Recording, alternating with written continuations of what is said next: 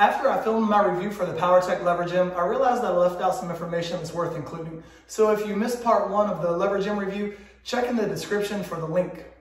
The first thing I would like to mention is that Powertec will not sell the Levergym without their flat incline-decline bench. I would like to see Powertec just sell the arms and the high-low pulley portion of the Levergym by itself. First, that would cut down on the price, and secondly, I prefer to use my own bench instead of the flat incline-decline bench that Powertec sells.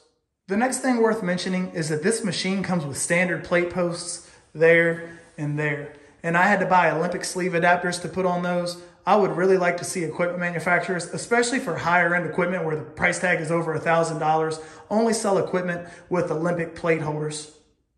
The next thing worth mentioning is that sometimes these lever arms get in the way of the exercises you're doing, especially if you're using the high-low pulley. So one option is to simply rest the lever arms against the wall that's behind the machine. But this only works if you have a wall close enough to the machine. Another option is to take the longer of the 2 pins, place it into the arms of the machine, then take the shorter of the 2 pins and wedge it between the arms and the frame of the machine. This isn't the most stable option, but it is an option. But Powertec could resolve this whole issue if there was a hole in the neck of the machine right here, and then this pin could go through one of the arms, into the hole that's in the neck of the machine, out and into the other arm. Another option to get the arms out of the way is to use a band or a rope and do something like I've done here. Another way this machine could be improved would be a multi-grip. William, Austin, and I were talking in the comment section, and if there was a grip running at a 45-degree angle right here, I think that would greatly improve the machine. Next, I think Powertec should number these positions. I used a silver Sharpie to mark the positions, but that's something Powertec could do. Also, because there are 15 different positions for the lever arms, I recommend setting aside a couple of hours, trying a bunch of different exercises, and writing down the settings that work best for you depending on the exercise. That way, when you go back to do the exercise a second and third time, you'll know the exact settings and won't have to spend any time trying to figure out what they were the previous time. Next, I'm going to show you a bunch of my favorite machine hacks with the Levergym. Some of these you can do with the Smith machine, starting with this first one that I'm going to show you, the seated calf raise. I have the arms on the lowest setting. I have the squat bar in place. I have a few stall mats that have been cut and stacked where my feet are. And now I've got my seated calf raise. This feels pretty effective.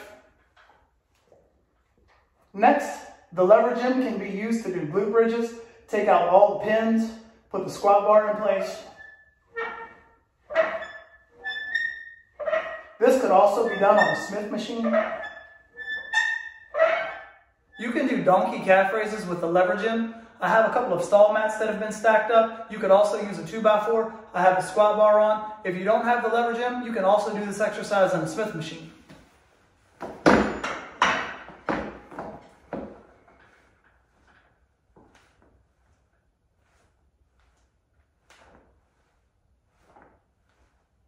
Prone leg curls feel very effective using the lower pulley. Of course, this could be done with any lower pulley on any pulley system. I've got the Spud Ink belt. Lay across the bench.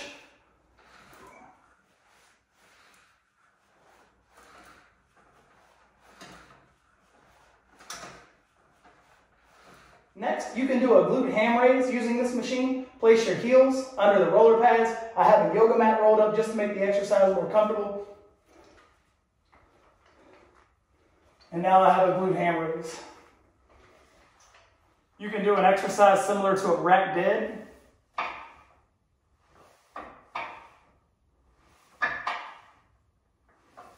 And if you want to get a full range of movement,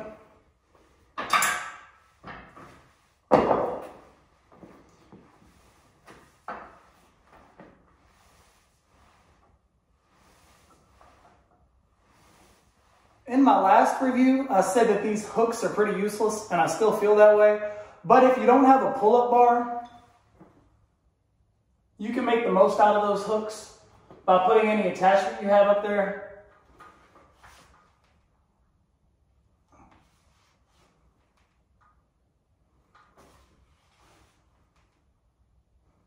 The lever arms work real good for an inverted row.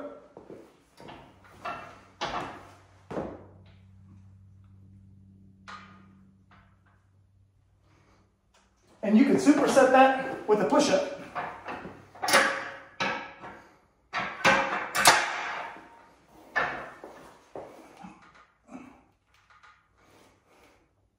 You can also do a one-arm lateral raise with the squat bar in place.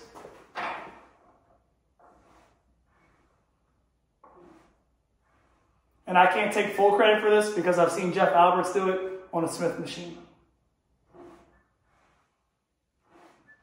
The machine works great for a chest-supported row.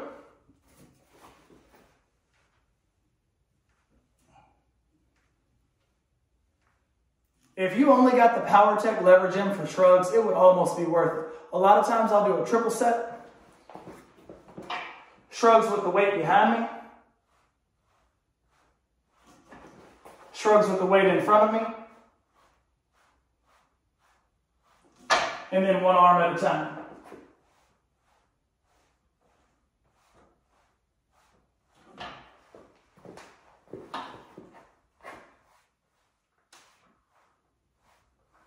One of my most favorite exercises to do on this machine is a seated pullover.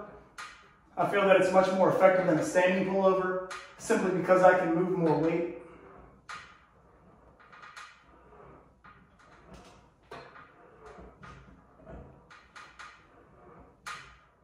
I also like doing a seated tricep extension. This exercise can be done on any high-low pulley, just like the pullover that I just did.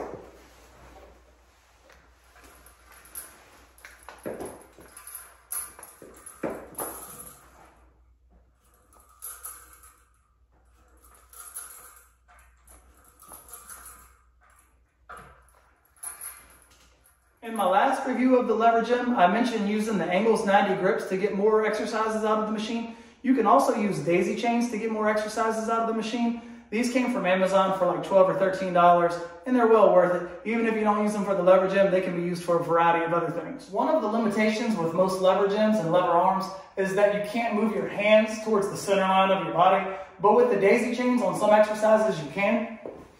So right now I'm going to do an overhead press with the daisy chains in place, and now I can move the hands towards the center line of the body.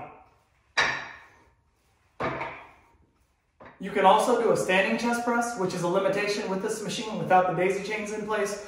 I have the arms all the way against the lower frame. And now I can move my hands towards the center line of my body. Using the daisy chains, you can also do lateral raises with the lever arms.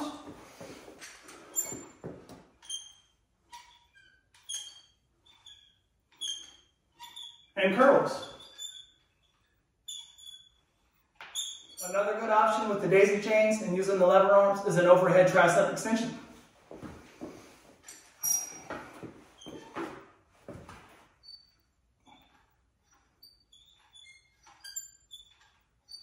I'm hacked out for now, but I'm sure as soon as I stop recording, I'll think of a few additional exercises that I could have included.